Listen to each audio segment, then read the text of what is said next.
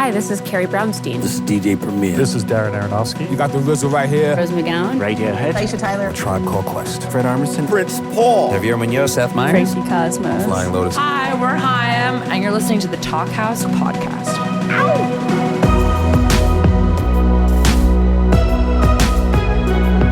Hey, this is Elia Einhorn. Welcome to the Talkhouse Podcast. Today is Talkhouse Podcast's first ever guest-curated episode. I'm very pleased to welcome a pair of my curatorial gurus to the show. Brandon Stosuy is editor-in-chief of The Creative Independent and manager of Zola Jesus, Diamanda Galas, and more. He also collaborates with MoMA PS1 on their DJ warm-up series and also curates at the Broad Museum in LA, where he's joining us from now. Brandon, welcome to the show. Hey, Elia, how you doing? Great, thanks. Melissa Auf Der Maur is the former bassist in Hole and the Smashing Pumpkins and co-founder of the Hudson, New York Art Center, Basilica Hudson, where she's joining us from now. Welcome, Melissa. Good day from Hudson. Do we hear a little bit of industrial beeping in the background there?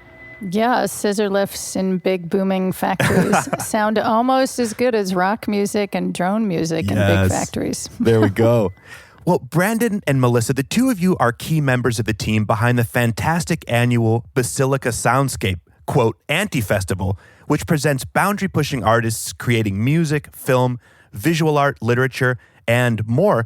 Please tell our listeners a little bit about the history of the magnificent structure Basilica and Basilica Soundscape. Brandon, I'll do the factory founding part of it, and then we can move on to what has proven to be one of the most sweet, organic, and stress-free collaborations of my creative life with Brandon. So that's where Soundscape lives. But Basilica Hudson was founded by my husband, Tony Stone, filmmaker, and I in 2010. So we're in our 8th year. It's a reclaimed 17,000 square foot industrial factory on the Hudson River. We started a real hand to mouth, still tiny team, but it was as simple as the building is so magnificent, so beautiful, and how can we utilize this to bring people together around avant-garde, independent music, film, art, and conversations. And then we're 501c3, and our mission has evolved with time, and as the community of Hudson has evolved, as our partnerships abroad have evolved.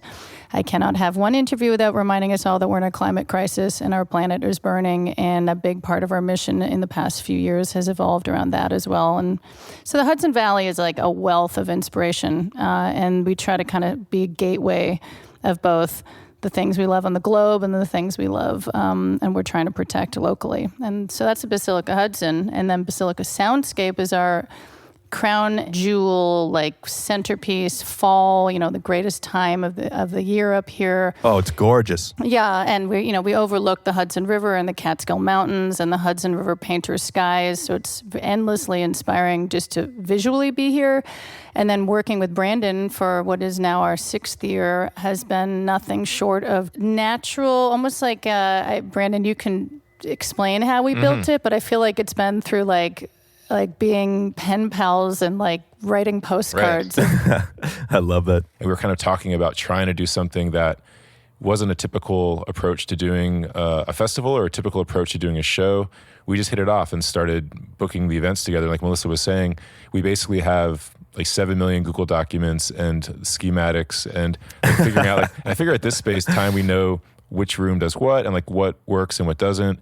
The reason I think people started being called an anti-festival is because it always felt smaller in scale, but kind of bigger in ideas, where we would sort of say, let's have these two people collaborate who've never played before. Or, one year with Jonathan Bepler directed 4 bands at the same time. So, Pig Destroyer, Juliana Barwick, Pharmacon, and Evian Christ all played at the same time following a score that they had written. So we kind of try to do that's, I think, a good example of what we try to do, where it's not... That's amazing. Like a Coachella kind of thing, or it's not like a festival where people are just going to not pay attention to the music.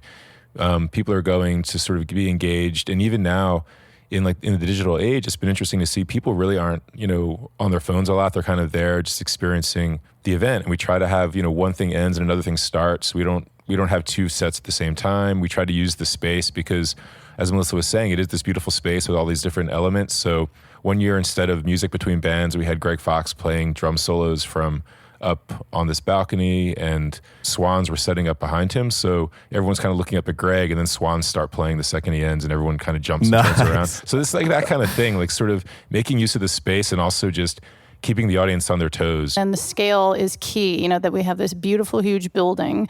So you already feel like in the presence of something big. And I also really liked that line. I feel like I should pull it for pull quotes, but you said something, Brandon, about small in scale, big in ideas or something like that. Is the idea is like because we're off the grid and because we're not answering to big promoters right now, we just rely on ticket sales and generosity of people, and we like keeping the tickets low in price. So that's, key too, to be able to be inviting to both locals and people who have to pay to get up here.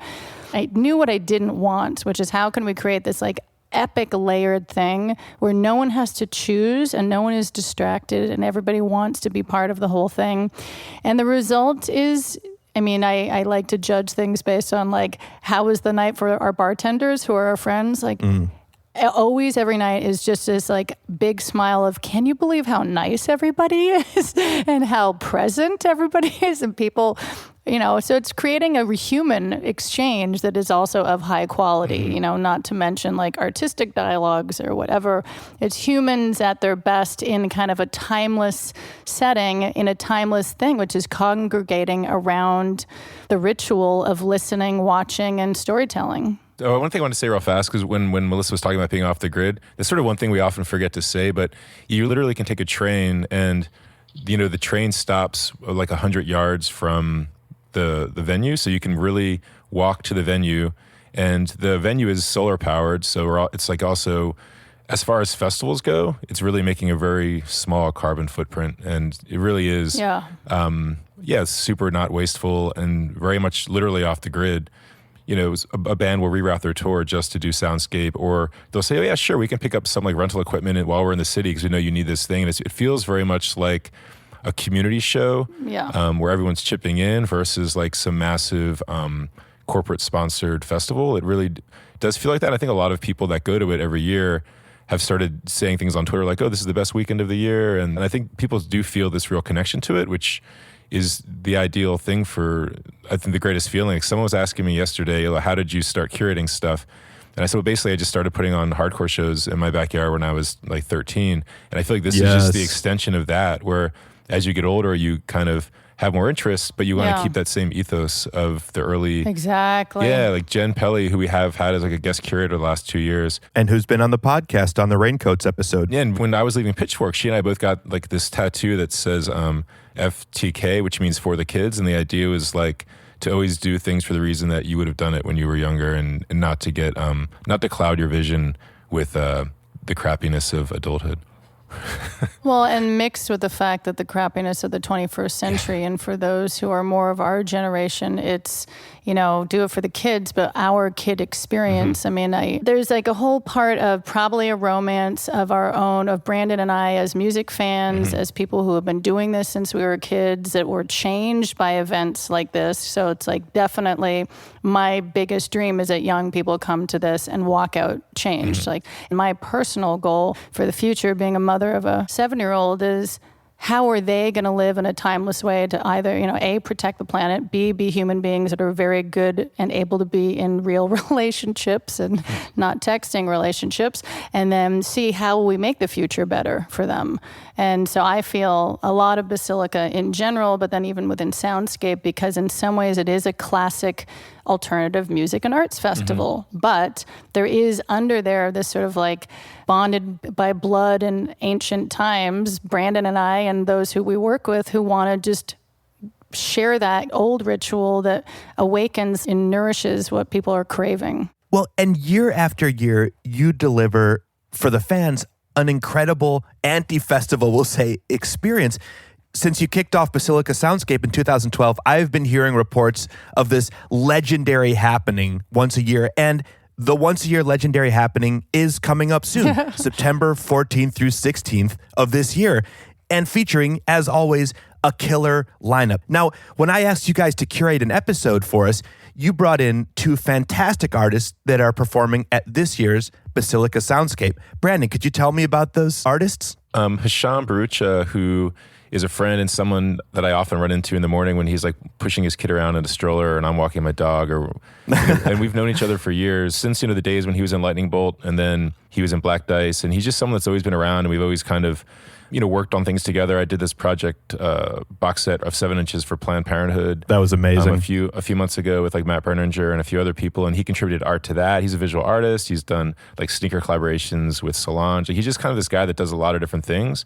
Has an amazing Instagram with like 100,000 followers or something. Just kind of one of these people that is all over the place, and to me epitomizes a lot of what Basilica is. Just someone who multitasks and is around and is a good human being and has always been like an honest, sweet guy.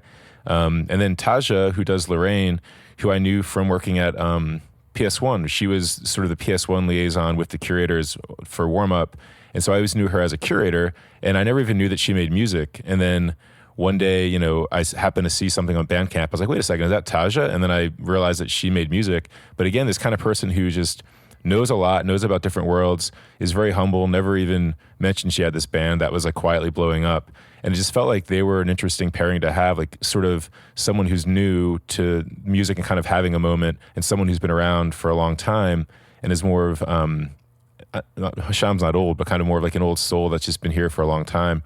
And I just thought pairing them together would be interesting because they're also overlapping in the art world. They do a lot of different things. And I mean, for Basilica itself, we have a thing where Lightning Bolt is playing and Hisham is going to kind of overlap with them for a moment. And, he and Brian are really excited about it, Brian Chippendale, because of their old times together as a band. And so those are the kind of things we try to do. We're like, let's connect this thing where we can. Let's connect that thing where we can, and kind of make a story for the viewer. Even if we're not explicitly explaining what's going on, they can sort of sense like, oh, here's this cool thing where these people are kind of plugging in together at the same time. Well, and Hisham and Taja had a fantastic conversation here at Hook and Fade Studios in Bushwick, Brooklyn, just yesterday. We heard all about his work with the Boredoms, including his amazing bow drum events, which has seen him playing with 111 drummers at a time. We heard from Taja about how time constraints can stimulate her creativity. And we did hear about how Boredoms drummer Yoshimi writes music in a very unconventional way. We're going to roll the tape. Brandon and Melissa, thank you so much for joining us, and I'll see you at the festival this year. Thank you. Thank See you. Up there. Cool. It's nice to get asked to talk to you about stuff because I feel like I've always watched you, in the thick of it at PS1 warm up, like dealing with so many people's situations. And you're like, definitely focused, and I respect that. And so it was amazing to hear when Lorraine started, and just all our mutual friends were saying like, oh, you gotta see her play. It's like incredible. And just like wondering how that sort of came about. Like, were you already playing a bunch before? And I know that it's a specific project, but how did it sort of like come about? Yeah, it's very funny. I feel like I have this really specific relationship to people that come to warm up a lot because I'm always just really kind of disgruntled and running around. But I also feel like I get to know them from like seeing people every weekend. It's just kind of a cool thing. But totally. I've been playing for a while on a lot of different projects. Yeah. And I just finished playing with a band and I didn't really know what to do. And I was talking to a friend of mine and he was like, oh, have you ever considered doing a solo record? And I was like, no, I don't want to do that at all. That doesn't sound like fun. Just sitting alone in a room. Yeah. And then I kept thinking about it more. And my mom for like my whole life had been trying to get me to do a solo record. Right. And I was like, well, I guess now's the time. Right. And so then I just started like combing through lots of different recordings that I hoarded basically on SoundCloud because I was too embarrassed to show them to people I knew. So I just put them on the internet to just see what strangers would say. Right. And I started like picking those apart and recording more parts of that. And so it just kind of happened organically. Yeah, it happened pretty organically over a period of time. I used to just like record little snippets of songs for years. Yeah. I'd make myself do it every couple of days. And so I have this huge archive of random things that I've amassed from just like forcing myself to record things. Right. That's amazing. Do you feel like I mean, your voice is incredible. So is thanks. is that like was that the main instrument you feel like?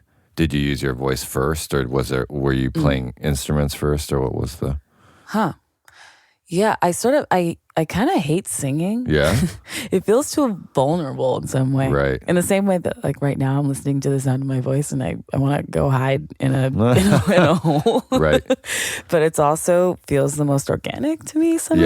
Yeah. No. Like when I'm fully. making, I don't know. It feels like when I'm making demos, I can just kind of get my ideas out quickest if I'm just singing all the parts. Yeah. It's kind of what I'm used to. Yeah. That's pretty amazing. I hate like admitting to envy, but like with people who have an incredible voice, I mean, it's the gift that you're born with or not, kind of, so I think everybody has, a certain gift, but sometimes you need an instrument to express it or with music like you often do. So like the voice is just such an incredible thing. I feel that way about drums. I feel like I've always wanted to learn how to play the drums. Yeah. And I just feel like it just takes so much coordination between all of the limbs. It's just like dancing in a chair. Yeah. Basically. Yeah, no, totally. It definitely is. Yeah, it's a funny thing. I didn't like when I started playing instruments, I mean, as a kid, I was terrible at the piano. So I like kind of, was like, I can't do this. And then I started playing clarinet. And then I could do that. And then I just like got into playing I was like a metalhead. So I just like started playing bass because Cliff Burton was like the most badass bassist ever. All because my older brother did all this stuff too. But like, I remember seeing like the first drum performance I saw was this Japanese kodo drumming like performance, like when I was a kid, and the vibrations from that, I was like, that's it. That's all I want to do. That's amazing. But I didn't get to because it was, like my dad died when I was a kid. So then I moved back to Japan, like in junior high in 8th grade. So then like Tokyo is like, there's no space. Like you can't have a garage with a kit or anything like that. So I couldn't do that. And then like, I was playing bass already and, that was like my instrument, but I always paid attention to the drummers and just learned by watching. And I feel like I air drummed like in my mind before I ever like, played the kit for like years, like never like touched a kit until I started going into these, hourly practice spaces. That's like the only place you could really rehearse in Tokyo. So I had, these like pop punk bands or whatever. and then I'd like try to like learn to play drums and stuff. I mean, I still am like weird about talking about drums because I didn't learn like from anybody, Yeah. It's always, I feel like that's the best way in some ways. Yeah. Do you still feel like you have like that air drum in your head? I sometimes have like a keyboard in my head or lots of other instruments in my head that I play all the time. Yeah. Yeah, it feels totally. weird admitting that out loud. Yeah, no, totally. I feel like, I feel if I hear any song that I like, I'm like, why do I like this? And I try to take it apart while I'm listening to it. I take in so much music at warm up like that. I'm doing that all the time. I'm just like, well, this song, like that transition that the DJ did was so sick. I want to know what made me move. Like, was it? It's not just because the kick was placed with this, or I'm just like thinking about that stuff, and I'll air drum in my head to it. I try to break it down to my physical limbs and see if I could do it with my 4 limbs. So it's like a fun game. Yeah, that's amazing. Yeah. That's cool that you sort of think about your drumming in the context of like DJing also, because it is very like you're reading people's physical reactions to things all the time as a DJ. No, totally. I feel like being around so many DJs now, it's making me rethink the way that I think about music in some ways, just in terms of, I don't know, sometimes I feel like I don't really think about the audience that much, and I feel a little bad because I just kind of abandoned them. But but being around DJs and like sort of ingesting that culture way more, I feel like it's really made me think about that more. I don't know. Totally. Yeah, I mean, you definitely see it in at that scale. You see like crowds move in such a different way, and even with like a live show, you sort of. Since we have like pretty busy schedules with work and stuff, right? So then we don't have that much time to like go on tour like as adults, It's like, so when you're playing in the same city over and over, you're trying to experiment a little bit, right? So in those situations, you could sort of like live test Like you see what people react to, and not that you're making the work for that, for a good reaction, or, but you could see how people are affected by your music, and that's like a really fun thing. And of course, it's also good to totally ignore the audience sometimes too. You kind of have to be in your zone, right? So, yeah. So how did you start working at PS1? Oh God, I was doing lots of sort of freelance work in the art world for a while. I was at the Highline as a curatorial assistant there, and the position was open. It was like my dream job, basically. Yeah. And so the stars happened to align that, like, as I was looking for work, there was vacancy, which is really great. Right. But yeah, it's cool to work on programs that are so different, but also definitely have a through line. Like Sunday sessions and warm up are thought of very differently, I think, at the institution. But there's lots of crossover between like how I think about the two programs and the musicians that participate in both of them. Right. So you work on both of those. Yeah. Okay. It's like Lucky Pay Us was they were a part of a program with Homeschool and as a part of Sunday sessions, and then we brought them back for warm up too. It's definitely a different experience. Right. And how that sort of coincided when you started doing Lorraine as well, right? It did. Yeah, I was kind of in the midst of the record when I started working at PS1, and I was just kind of sitting on it, just kind of waiting to figure out what I was going to do with it. But I didn't really tell anyone about it because it just felt weird. It felt like a soft opening when you started doing, because it was like, whoa, whoa, whoa, whoa. I kept like seeing press would like blow up, and I was like, whoa, that's awesome. And I was like, oh my God, this stuff is so good. I was curious to see, as somebody who produces events, how you feel like that process of like taking in so many people's input and also seeing the logistics of it. Does that affect your music making at all? Yeah, I don't know. I think about that a lot, and I still don't know. Yeah. I feel like I try really desperately to separate my universes, even though they're so combined. I don't know if you feel that at all. I feel but I try really hard to keep them as separate as possible. And at a point, I'm starting to give up. But I feel like I try to at least keep a semblance of like, I don't know, separation between my playing life and my my curating life and my producing life and all of those, but they definitely feed into each other. Like there are so many, musicians in general are curators, right? Like we're always putting together our own shows and like having to do that work all the time in ways that other sorts of artists don't have to think about it. But like if you're playing shows in New York, you're curating your own bills. Yeah. Yeah, no, it's totally true. That's very true. Yeah, and then you end up, I feel like we are probably the people that ended up being good at it, so you just did it because nobody else would do it. Yeah.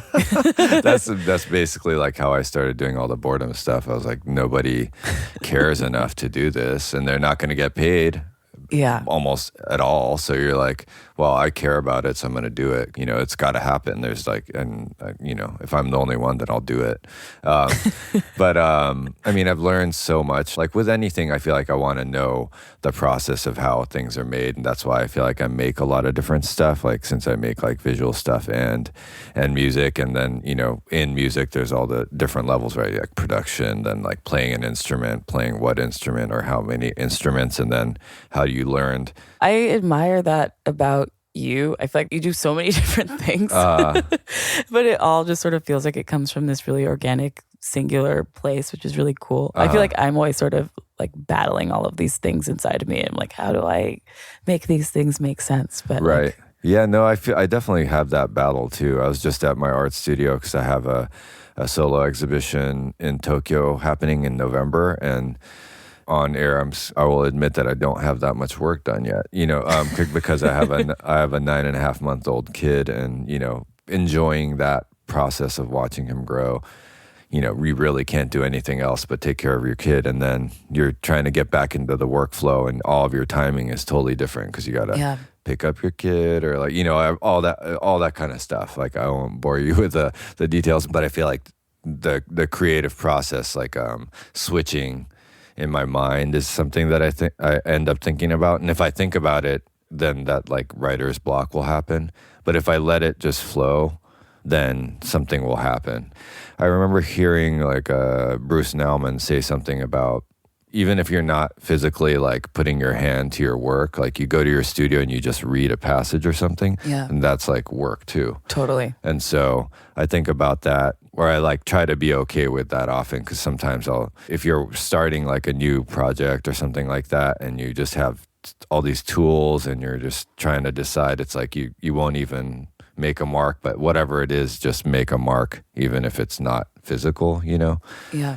So I think about that and just try to always go back to that, but that's like a constant struggle, because like you just want to be pure about it, but you still have to like try to make a living from it, and like all the, you know, it's like and everybody juggles with that, I think, in at different degrees. But yeah, that's like such a thing, especially in New York, right? Especially in New York. Yeah, it's just like all in your face. Yeah. Yeah. I feel like it creates like a weird kind of efficiency too. Like I feel like I do a lot of writing on my way to things. Right. Or like, I don't know, I sort of have to find inspiration from just whatever I'm doing at the time, because I don't have lots of dedicated time to just kind of sit and write or work on things. Yeah. That's a challenge that New Yorkers have to deal with often. It's like you're grinding to pay your rent, and then you're like trying to switch into this like whimsical, like, you know, sort of like, you know, let me express the beauty that's within. Like it's like surrounded by all these like blocks that you're like, oh, this door is fucking like totally like wired shut. Yeah. So it's like it's a funny battle. One thing that Yoshimi from Boredoms told me is when she'd do OIO rehearsals there in Tokyo, because all the members live in Tokyo, she'd write all the songs in her head on the train to Tokyo, and then she'd just play them like on the spot. But she has like a crazy music memory. Wow. I started playing in the band after I started doing the Boredom events, like starting with 77 Boredom, and when I started to, you know, be more of a real like live show member, like I'd get like a lyric sheet from her. One time I got a lyric sheet. It was like, you know, like 3 pages, and she's like, "If you can sing this, that'd be cool." And it's not even Japanese. It's just like her gibberish language that she made up. And I was like, "How am I gonna learn this? This is totally impossible." And then it's like that on top of learning like a set that's written to be an hour and a half with like 100 different changes, and I'm translating, because so in the 8 years that I was playing in that band, we always had multiple drummers from the States that did the Boa Drum events. Like I'd basically sort of like cherry pick my favorite drummers. Always a good list. And then like my point was that I'd be translating to all the other musicians, and I'm also translating like the concept, and then, you know, the main members are telling me, and I'm like, well, why don't we just do it like this, because I think your idea is trying to do this. And so I'm doing a creative as well as sort of like, you know, making sure, where are you gonna stay tonight, or like we're all staying here, and then we're gonna get in the truck with all the gear at 7 a.m. So like I'm gonna wake you up, you know. So I'm doing that while I'm doing all the creative, as well as like sort of like helping produce the event or whatever. So it's like it's a lot. Yeah, but it's kind of fun when you're like trying to challenge your mind, right? Totally. Yeah. I'm like trying not to fangirl right now, because the Boa Drum events, and I don't know, all the projects that you've been a part of, I feel like have been really formative for me. Just like thinking through like what it is to create events, and to like, I don't know, and all of those bands also, like OIO also. It's just I remember the first time hearing like Feather Float, I think it is. Yeah. That like blew my mind open. Right. Entirely. Yeah, totally. Yeah, I mean, I was just like a fanboy. Like in high school, I went to see Helmet play. This is in Tokyo, and I had a side project called Concrete Octopus, and it's this hardcore band. But I like well, he swears it's different than how I remember it, but I'm pretty sure I'm right. I'm like, I don't know, man. But he came out of the audience with like a knit hat over his head, like screaming concrete, and like through the whole audience is like packed, and then got on stage and did this thing, and I was like, this is cool. I want to know about this. So then I looked up Boredoms, and that's like how I became a fan. I was working at Electro Harmonics for a second, that pedal company, as like a pedal tester, and I sort of talked my way into trying to like help them sort of push the brand. So I was like, you guys should sponsor bands more. And so I made an excuse, like Boredoms were playing at CBGB's like one day, and I was like, I'm just gonna see if they want a sponsorship. And so I like went and like, you know, talked to them then, and then I was just like trying to not fan out, but then like I just kept in touch with Yoshimi, and she started inviting me to open for her for OIOO shows. So like I set up a show for OIOO at Brownies. It was one of my old bands, Pixel Tan, and then AV Terror and Panda Bear before it was Animal Collective. And so it was like, that was like such a cool show. Like in hindsight, you know, it's like even more like, whoa, you know, like. Yeah, that's insane. But that was like right around Feather Float. So that made me think of it. But like, I feel like just everything was like, I had to prove myself to a certain degree, you know, like I feel like I'm like telling people all the time when they're like seem nervous about just like, you know, what they're doing or they're fanning out or, you know, whatever, just be yourself, like, and just be comfortable. Like you could just be like, I'm just me, and I want to be a part of your thing, you know. Totally. And that's sort of how like all my stuff like has gone down, and I feel like I've always just been like fascinated with people in general and people's processes. Like I thought about it at the last warm up I went to. It was a John. What was his last name? John Bapp. John Bapp. Yeah. That group, like you like the placement that you did with like him in that like DJ set was like so perfect. Oh man, thanks. It just like really like switched it up, and I saw the audience get into it too. But I mean, that band was like amazing. The drummer was JD insane. Beck is like incredible, amazing. I was like, he's a prodigy. He's got 15. The yeah, I know, that's so like, crazy. It's pretty insane. Yeah. He's incredible. I love that feeling of just like getting that you're just in a place and you don't know what's going to happen, and then you just get like a crazy amount of inspiration in like 2 seconds, and you're like, what just happened? Totally. You know, and you're like, I'm not worthy. I suck. Oh wait, no, I don't suck. The whole thing, exactly. Totally.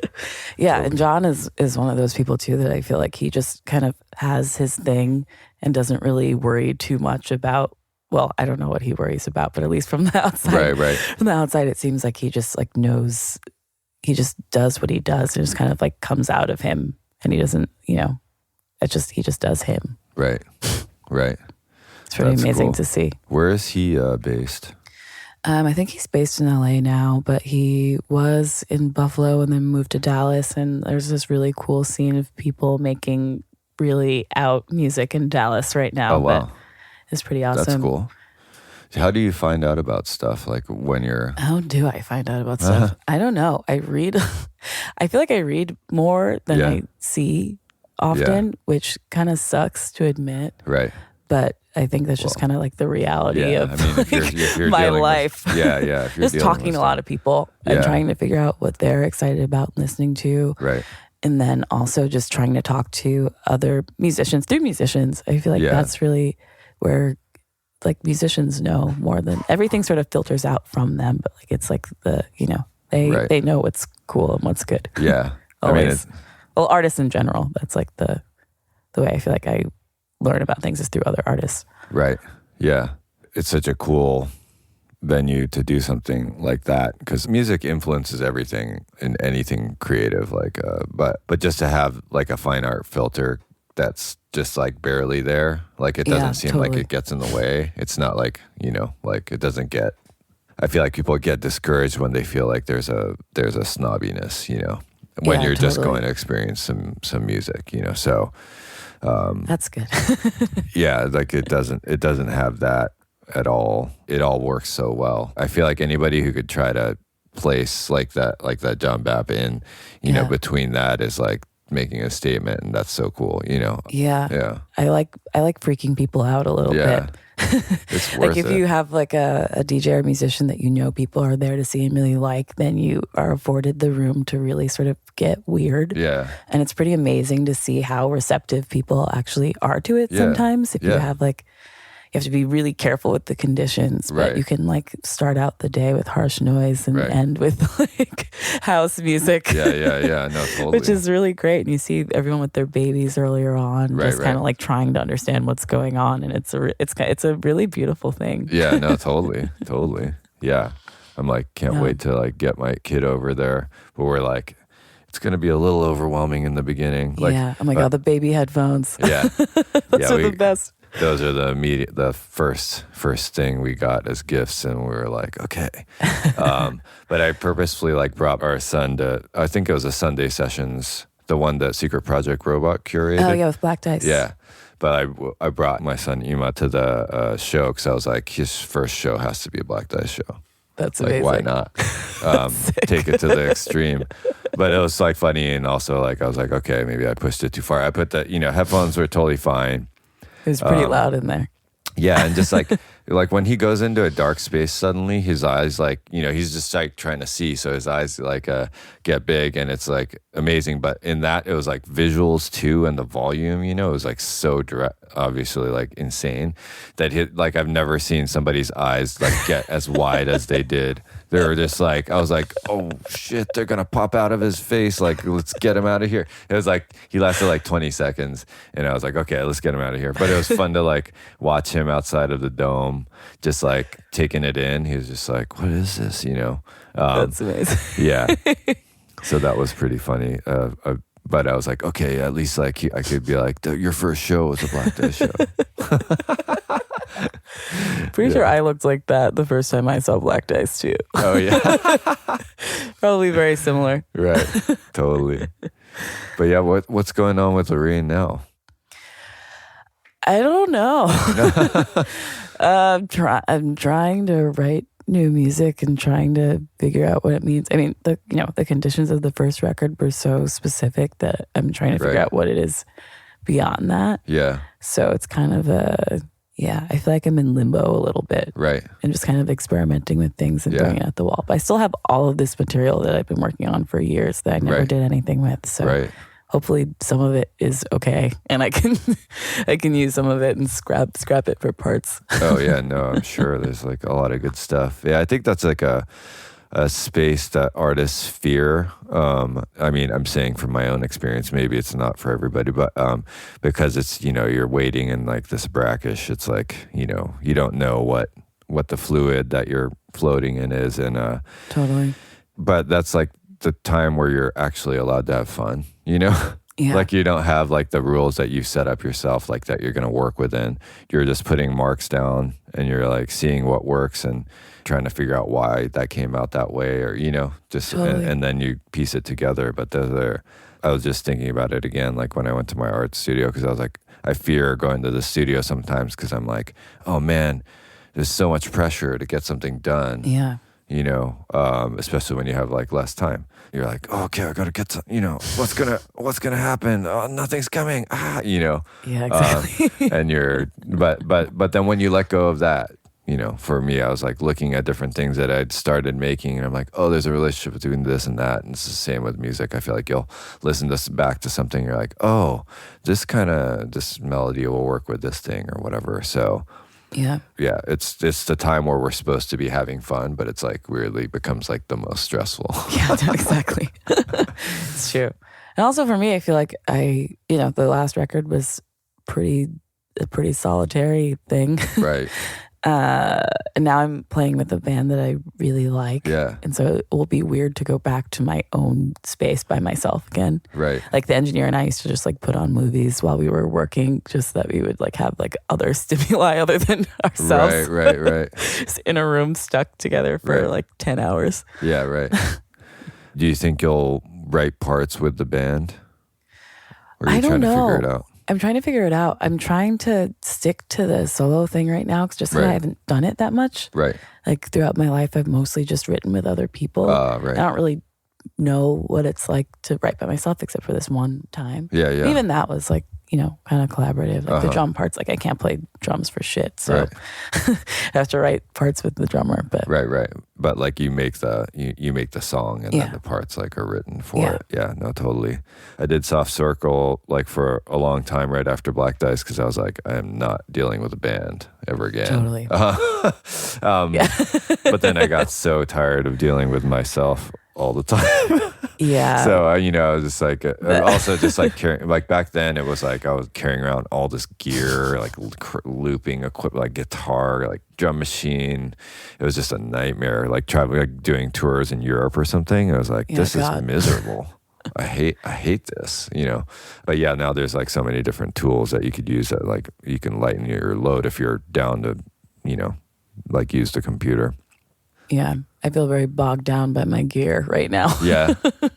It's a real hassle. I have like one of those like foot operated bass synths. Oh, okay. That I use for shows, but it's just so heavy. Yeah. I accidentally bought this Moog Taurus on eBay the other day. Because I was just like looking at it, I didn't realize that I bought it, and I got this email, and this guy emailed me and was like, "I'm just looking for a box big enough to fit it in," and I was like, "Fit what in?" And I was like, "I accidentally bought a Taurus," which ended up being amazing because now I use it all the time. Right. But yeah, I feel very weighted to it. Right. Those things are cool. A lot of the analog equipment just sounds so good on the stage. It's like what I'm going to do at Basilica Hudson, I'm going to use these drum sensors that I think you've probably seen Greg Fox use, the sensory percussion stuff. Yeah, those are awesome. But I'm just thinking about how it's going to, like the sounds will carry sonically in the space.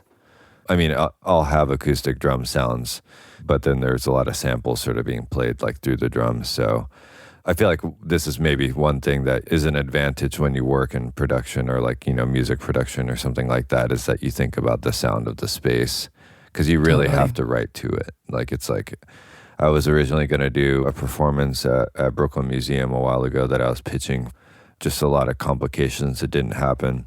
But when I was working on that, I was thinking about the space so much because I knew that whenever I saw percussion in there, it sounded like garbage. Like in the atrium, like when you exactly. Yeah, it's a tough space. Yeah, it's really tough. And so I feel like I am imagining that this space, like, because I'm not going to be playing through the PA. I won't give too many hints. Yeah, but, I'm very curious now. But I have to think about like how it's going to sound in there without like the PA system. So so you just think about that stuff when you're making things, right? Yeah, no, totally. Are you gonna play like this a set that you've been working on for a while at that? Yeah, it's pretty set, which it's funny. Like we don't really rehearse ever, because it's just kind of we know where all of the planned parts are, and it's like very structured, but hopefully structured in a way that doesn't seem like it's really structured. Right. But it's like hyper structured. Right. But it's funny. Yeah, it'll be that set at Basilica for sure, but we're opening for Grouper at MoMA in a little while. Nice. And that's just such a tough space. Oh, okay. Especially with percussion, sort of like the Brooklyn Museum. It's just like so boomy. Right. That we might actually have to play a different set. Right. So we're trying to figure out what we're even gonna do because we've been playing the set for a while and we've been really settling into it. Right. Yeah, those are some good challenges, but also, it can be like really frustrating. One time we did this one Boredom performance in Japan, and it was like in this area called Makuharimesse. It's like just like a place where they do, like J-pop like things will happen, or they do like car shows and shit. It's like airplane hangar size, that tall, and it sounded terrible. I mean, but it was like 111 drummers or something. I was like, oh my God. The delay from the center to the edge was insane, And so we just had to like write to that. I was like, guys, this is not working. Like, let's figure out a way that the delay is going to be okay. Because there's so many people who had watched all the past Boredoms and they were just like wanted to flaunt their drummerness. And like you get a bunch of drummers in a room like that, 111 who are like, dude, check out my chops. Like, that's an absolute nightmare. Yeah. So it's like it was like a funny, you're not going to make the cover of like Modern Drummer off of this. So like, let's be one instrument, we are one instrument. No, I feel you on the chops thing also. It's funny. Like I feel like my band is very like chopsy, but I'm very anti-chops. Yeah. I don't know. That's such a weird thing to say, but but it'll be cool to play in a different sort of room because you just can't play as many notes. Yeah, no, totally. Because you won't hear them. It'll sound horrible. That's paring it down to the essentials is really nice sometimes, being quieter I like never. Do you listen to things you've created? I never do Oh, really? anymore. I kind of like. There's a point where it's just will never be heard again. That's I don't want to have to listen to all the little things that I suddenly hate. Right. I feel like I've I mean, a lot of the like records I've made have had some time to sit around. So like I'm one of those people that listens to what I've done like relatively often. I don't like go and like That's a walk healthier around approach, town. I think. I don't know what it is. Like I think I'm just trying to constantly figure out like if I've made the like. I think I'm pretty good at settling at the choices that I made at that time. But of course, there'd be like, I'm just trying to see how I could progress from there, I guess, when I'm listening, or like how I could do something better. It's kind of harder actually when it's something that I sang on or something, because I'm not a great singer, but I just like singing. When I listen back, I'm like, oh man, I don't know, that should not exist in the world, but it's totally out there. So I feel like I know a lot of singing drummers or drummers that like to sing, and they have a similar sort of relationship to it. Yeah. That's interesting to hear. Yeah, I mean, I love it. I love seeing drummers that sing. I think it's like so badass looking. I mean, it's like comical, but also like because it's either you have like the mic stand that goes over your head from behind, but then you have to have like the best posture and just be like barely move your body. Or you have the headset mic like I do when I do that stuff, and it's just like, I mean, straight Phil Collins, you know. Is that cool? Nothing wrong with that. I don't know. I'm just gonna put that out there. Yeah, I like doing stuff that's not cool though. Fuck it. Like, you know, like I feel like people just like worry way too much about being cool. It's true. It's like, who gives a shit? Nobody gives a shit. Like everybody's just thinking about themselves. Like they're just like, you know, if you like stepped on stage like a certain way, or like, you know, like a chord was like slightly off. Like I think about it with musicians often, because I used to get super bummed when I'd like fuck up on stage.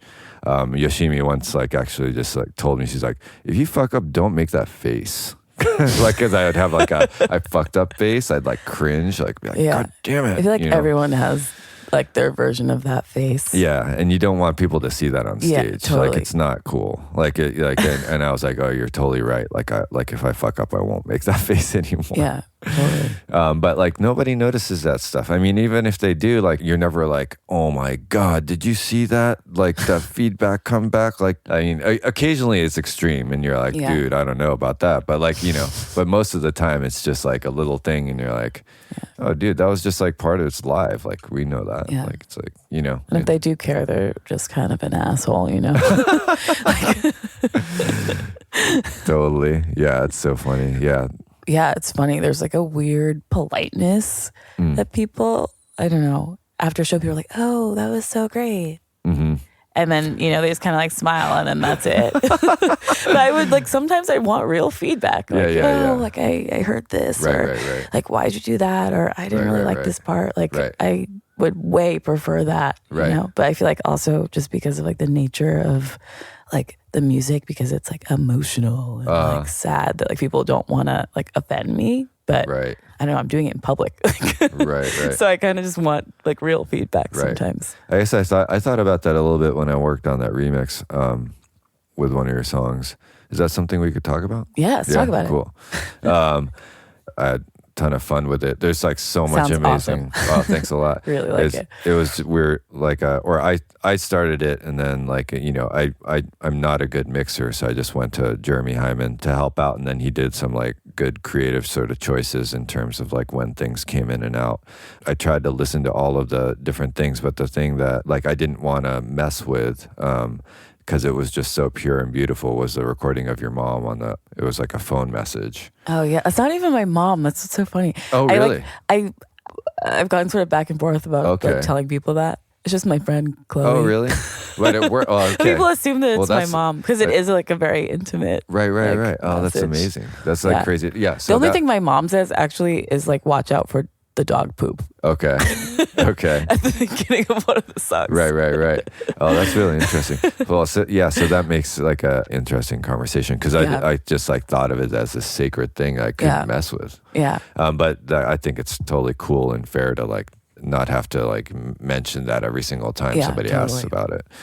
But yeah, so like I had a hard time deciding on how to approach it, you know.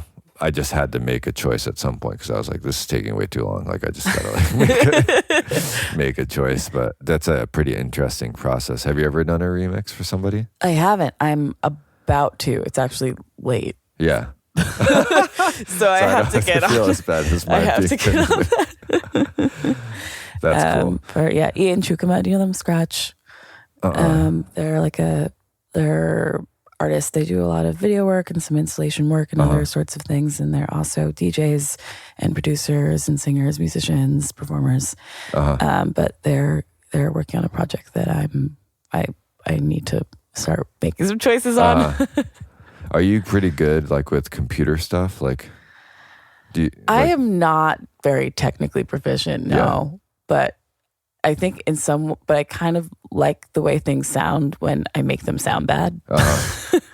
So like a lot of the vocals on the record, I just recorded through like iPhone speaker, like headphone mic. That sounds good. They sound really good. I just like the way it sounds. I don't care that I haven't used like nice equipment. Right. I just kind of like sit in my bed and sing and it sounds fine. I tried re-recording them and they just didn't sound as good on nicer mics. Yeah, totally. Yeah, there is something about that. Like I remember like my friend Tyande Braxton had this like really shitty like Radio Shack mic that he always used when he was doing like more like beat stuff with his mouth, like with voice stuff.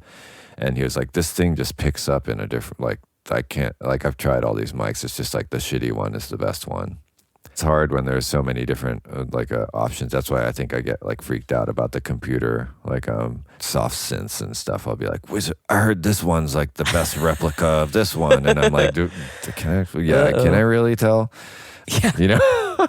Exactly. Yeah. Sometimes you just have to be like, just make a choice. Yeah, that's true. I'm telling myself that all the time because I'm just like, yeah. It's hard. Yeah. So Basilica is the next thing. So you're just going to work on some new stuff after that? Yeah, I think I'm going to work on some new stuff. I'm playing Ava Luna's record release at Music Hall on the 8th, which I'm super stoked about. Nice. I think they're all really awesome separately and together. And then Basilica, and then hopefully some sounds will happen in some way. Yeah, that's somewhere. Cool. That's cool. I was really stoked that Brandon asked me to do this thing because I really needed like a Kickstarter to get my. But yeah, totally. I didn't actually mean to say that. I was like, oh man, I just literally, no pun intended, but yeah, it just like got me to actually do this like new solo thing that I've been like thinking about for a long time. So totally. And lightning bolts that day too. Yeah, totally. It's a real fam day. Totally. Yeah, the lineup is I was like so happy with like the sequence of bands for our night. That'll be super cool. My band Kill Alters has like a new record that we're working on. Oh, nice. Yeah, it's like halfway done. Cool. In the mixing zone, and yeah, I'm like super stoked about it. We're already like working on videos and stuff for it with all these different directors, and hopefully figure out like who might be interested in putting it out. Yeah, but we got to do a show together. We've been talking about it, but yeah, let's do it. I'm down. All right.